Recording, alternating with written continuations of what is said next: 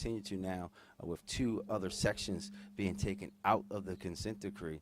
The Baltimore Police Department has improved tremendously since 2015, and we'll continue to do that.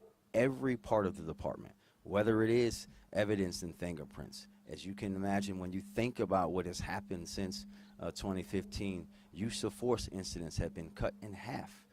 Police-involved shootings are down 67%, right? In 2016, the year after Freddie's death, we had 12 police-involved shootings. Last year, we had 4. And just for a little bit of historical context, in 2007, there were 33.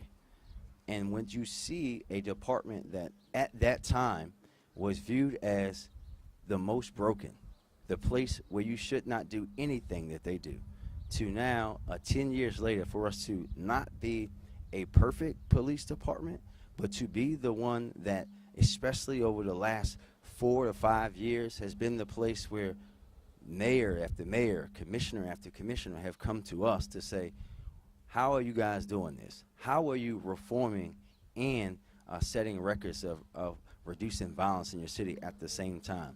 We're going to continue that work until it's complete, because yes, we are better than we were in 2015, but no, we're not perfect, and we have a lot of work to do. Before you ask the mayor any further questions, we've got a special guest here. How you doing today? I'm good. How are you? Now, Missy, step up. How do you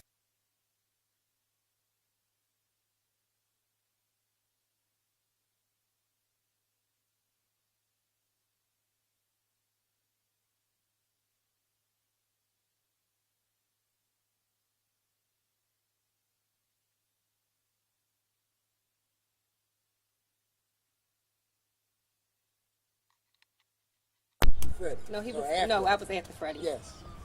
So thank you. But thank you for all the support and everything that y'all did for us around that time. And it's still justice for Freddie Gray, and 10 years now. But thank you so much, and we appreciate everything that both of y'all did. Both of you right in there, but both of y'all did, and I appreciate all the support. Thank you for me and my family. Thank you. And we still going strong. Any other quick ones, you guys? Since Frederick is here, yes, sir. We've been hearing on the media about the unidentifiable ICE agents swooping up people around the country. Could you kind of speak to that? Well, listen, we know what is happening, and we all know that, for example, our U.S. Senator has shown extreme courage and leadership in going to El Salvador. What is happening, unfortunately, there's a staunch difference between targeting and going after people who just happen to be illegal, that are violent criminals or committing crimes in this country, versus snatching working citizens off the street who may look like they are immigrant. And I think we have to understand how dangerous that is. When you hear the president say he wants to talk about sending citizens to El Salvador next, those of us, especially black people, we know what this kind of stuff leads to. Jewish people know what this kind of stuff leads to. And we all have a responsibility to stand up for what folks say are the tenements of America. And that's to protect people who have done no wrong.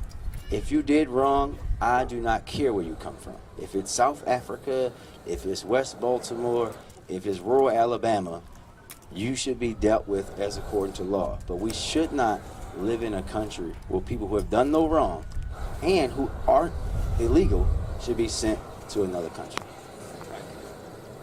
Yes, ma'am. So I just spoke with some residents who said they haven't seen a lot of changes. What can you say to them? So are they their what can you say to them? Yeah, listen, it's not about putting folks at ease. This is about talking as things are and in a realistic point of view. Me and Miss Tracy, who's the community leader in Sandtown, were just talking, right?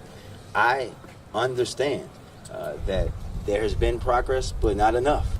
But when you think about Sandtown and West Baltimore, and what I've said to some of you this week is that I think there were mistakes made where folks treated it like every issue in Sandtown was going to be done away in 3, 4, and 5 years. You're talking about West Baltimore, literally the test tube for racial redlining and purposeful disinvestment. And while I could sit here and tell you a whole bunch of true things, for example, that just a 3-minute walk from here, I'm building a brand new Parkview Rec Center, in which was a vacant elementary school, that we have been meeting and helping to get to the design of a brand new Lillian Jones Rec Center just down the street, that we've reduced vacant houses in this neighborhood and the surrounding neighborhood significantly, that we poured money into housing developments and helping those things happen. But we still have a lot of work to do, right? And change of this kind of a massive nature was never going to be overnight, and it's going to have to be sustained. And I think that's what we have to help people understand and talk to them in that way. And you'll never hear me say, I'll say this to folks all the time, these significant challenges and issues were never going to be solved in anyone's one political term, or they have to be talked about sustainable over political careers and over time. Even when that's why I say our plan to end vacant houses is a 15-year plan.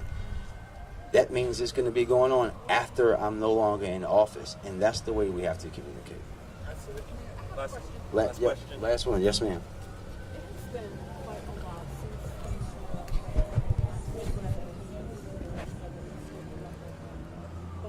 since the murder of Freddie Gray, there has been a proliferation of crimes that are enabled by technology, particularly the way that surveillance is being used in our communities to harm us.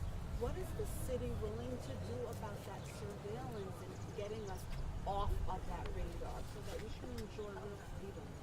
Well, we always try to protect our residents, and especially with AI and all the things that are coming. We'll do that in every way, but we'll also make sure that we're putting things in place that the technology and things that are used by us is used in a way where it doesn't revert to the ways of the past when only certain people are targeted by it. Thank you, everybody.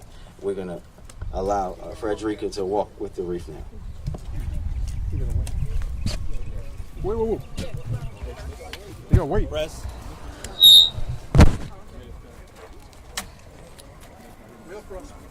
We can come back and grab sticks. We can have, but if you want to just go on shoulders.